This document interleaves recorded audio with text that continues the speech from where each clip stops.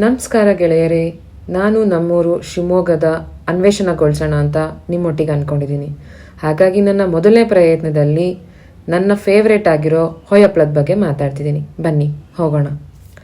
ಮನೆಯಿಂದ ಹೊರಟ್ವಿ, ಸೀದಾ ನಂಜಪ್ಪ ಕಡೆ ಹೋಗ್ತಾ ಇದ್ದೀವಿ.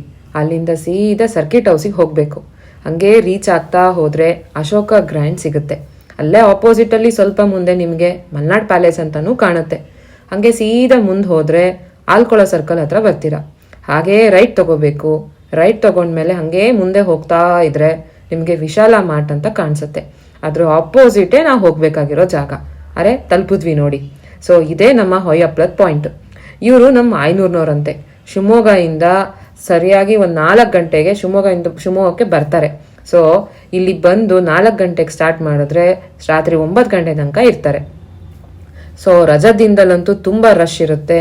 ಅದರಲ್ಲೂ ಭಾನುವಾರ ಅಂತೂ ತುಂಬ ರಶ್ ಇರುತ್ತೆ. ಮ್ಯಾಕ್ಸಿಮಮ್ ವೇಟಿಂಗ್ ಪೀರಿಯಡ್ ಅಂದರೆ 10 ನಿಮಿಷ ಕಾಯಬೇಕು ಹಪ್ಪಳ ತಿನ್ನೋಕ್ಕೆ. ಟೇಸ್ಟ್ ಅಂತೂ ಸೂಪರ್ ಆಗಿರುತ್ತೆ.